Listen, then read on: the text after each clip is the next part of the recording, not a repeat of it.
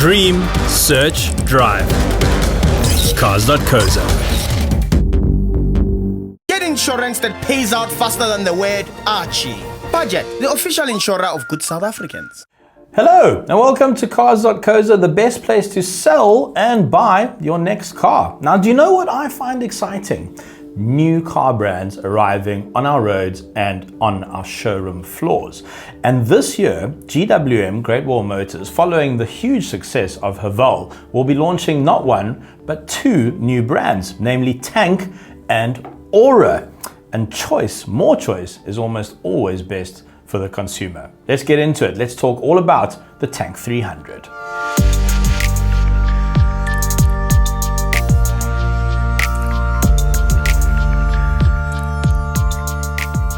Now, we'll be focusing on the all-electric Aura brand in much more detail later this year, but let's get stuck into what has to be one of the coolest car brand names that I've ever come across, the Tank. I mean, can you imagine getting to a braai and you've just bought a Tank and you're just waiting for someone to ask you what you just bought so that you can stand there with your beer while the chops are on the fire and go, I drive a Tank. I'd enjoy that. I'd be like, I drive a Tank. Okay.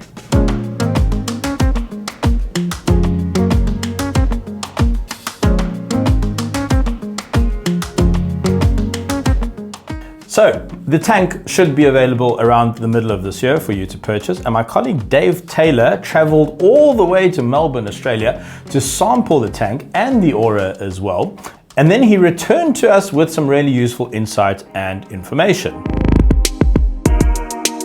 Now, it's often very difficult to judge the size of a vehicle from just photos and videos. So to put it into context, the Tank is it's almost exactly the same size actually as the Toyota Fortuner. It has almost exactly the same wheelbase. However, it's slightly shorter in length, but slightly wider. So it should have a really stocky stance.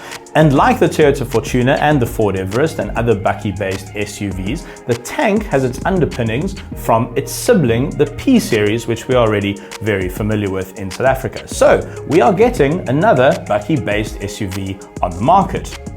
First impressions for me is I really like the looks. It's got that boxy feel to it. It manages to look unique, but sort of familiar at the same time. It looks very squat, very purposeful, very muscular. It just sort of shouts off-roader to me. It looks tough, but I think it also will look good on the school run as well. I mean, have you been to a shopping mall in Bedford View lately? There's just Land Rover Defenders everywhere. You know, living their tough life, driving kids to school when they were developed to drive across Africa. But anyway, that's the kind of thing we like in this country. Now, even though the setup of the Tank 300 is familiar with a body on frame with a ladder frame chassis, the drivetrain is very unique. Now, while the Land Rover Defender, the new one, is technically a mild hybrid petrol motor, in that car the driving experience is such that the petrol motor is never actually off. It's more of a mild hybrid experience. The Tank 300, however, is a full hybrid experience. So it has a 2-litre turbocharged petrol 4-cylinder under the bonnet with outputs of 180 kilowatts and 380 Newton meters. There are a lot of numbers here, please forgive me. That's coupled to a large torquey electric motor with 78 kilowatts and 268 Newton meters. Now that results in a combined output of 258 kilowatts and 615 Newton meters. Those are huge numbers, but it's important to remember that output is not strictly correct. The intelligent hybrid system will manage the power output of the two motors, and it will result in a bit less than those headline figures. However, let's compare that to something like the Toyota Fortuner, which has a 2.8-litre turbo diesel 4-cylinder, and that has outputs of 150 kilowatts and 500 Newton meters. So even if the power is a little bit down in the Tank from those headline figures, still it will be the most powerful bakkie-based SUV on our market. Power is sent to all four wheels via a 9-speed automatic transmission. There's also a proper low-range transfer case, as well as a lockable diff on both axles. Ground clearance is 224 millimeters, and approach and departure angles are 33 and 34 degrees respectively. Now, Dave was offered the opportunity to do a bit of off-roading in Australia, but he said it wasn't too hardcore and they did do a lot of gravel roads. So we will reserve our judgment on the car's abilities until we can get our hands on one and properly test it. But on paper at least, the tank ticks all of the off-roady boxes that you'd probably want it to tick. And we think it'll devour gravel roads for breakfast, and Haval GWM will be offering chunkier tires as an optional extra when you purchase the car. In fact, there'll be a range of optional extras and accessories for the vehicle. Haval has become renowned for premium and luxurious interiors, and the Tank 300 is no different. GWM have equipped the cabin with lots of digital screens, so it immediately feels like a tech-laden interior, but the features go much deeper than that. The build quality is also good, according to our intrepid journalist Dave the Car Guy, thanks to very high quality plastics and quilted diamond leather seats. Oh, it sounds very fancy. The thing is, the tank is going to have to be good because cars like the Ford Everest have really moved the game along in that bakkie-based segment, so the competition is going to be stiff. Like most Haval products, the Tank 300 is loaded with creature comforts and technological specifications. The digital instrument cluster is 12.3 inches across. That's pretty huge.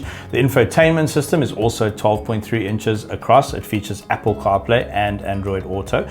There are USB-A and USB-C ports. There's a wireless charging pad. The seats are Napa leather. They're heated and cooled as standard, and they have a massage function. The Infinity 9-speaker sound system is apparently brilliant, and there's also a heated steering wheel. Very important if you live in, I don't know, Kuruman or Sutherland or something like that. Sorry, I forgot something. There's also tire pressure monitoring and 64 ambient colors for you to choose from to light up the cabin, so you can make it look like your favorite overly priced cocktail bar.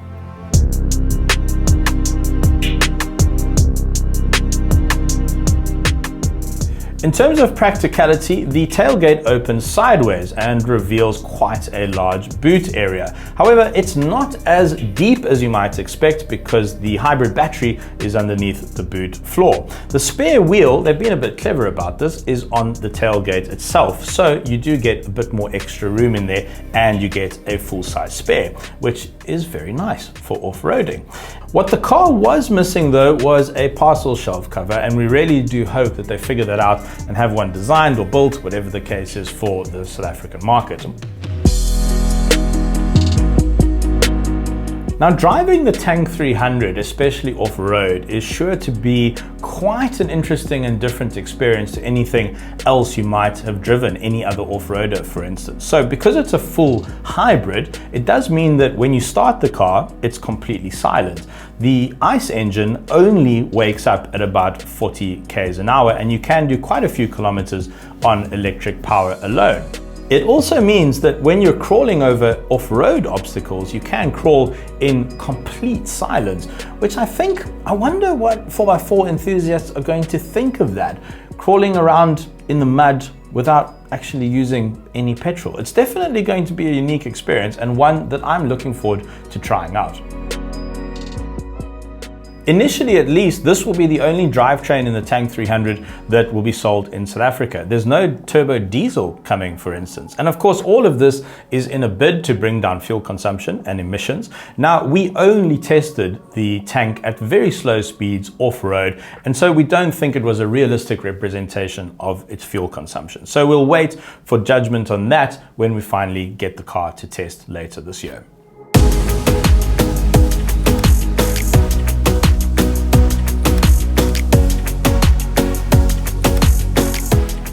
The Australian market will receive a pair of Tank 300 derivatives. However, we will only get the flagship one, at least initially. We were told, however, that a more affordable non-hybrid 2-litre version will be sold in right-hand drive form in Australia later this year. So perhaps in 2024, there might be a more affordable Tank 300 at a more interesting price point. And on that note, let's talk about the price point, which I'm sure you've been waiting to hear about this entire video. So in Australia, the flagship model sells for 65,000 Aussie dollars. The cheaper model sells for 55,000 Aussie dollars. Now, roughly translating that into South African rands, you get to about 650 odd thousand rand for the top spec model. Now, Haval and GWM refuse to give us pricing, and we sort of understand they're probably still working on it, but we estimate that we'll be paying a bit more in this country. The problem is that because this is a new energy vehicle, it will attract that 7% stupid tax that the government levies on these sorts of vehicles, and so that'll add to the cost, and you also have to factor in some extra shipping costs as well. So we're predicting about 750,000 rand for the top spec Tank 300, and as with most of Haval's products, there won't be any optional extras. Everything I've spoken about will almost certainly be included in the purchase price. Now, when we look at the existing bakkie-based SUV market, the top spec Toyota Fortuner is at 900,000 rand, and the top spec Ford Everest, which we just reviewed, is at just over 1.1 million rand. So if this car comes in at 750k with all of that spec, it's going to become very interesting at that end of the market. Right, thanks very much for watching. We hope you enjoyed this preview of the Tank 300. Of course, as soon as we get one on test, we will film it and put a full review on our channel. If you're interested in the other Haval products, we have a review on everything in their stable on the channel right now, and make sure to subscribe so you don't miss a thing. I'm Chiro Sienna, thank you very much, and I'll see you on the next one. Okay, bye, be safe. Who am I? Whoever you are, with budget you could save $420 per month. Cars.co.za.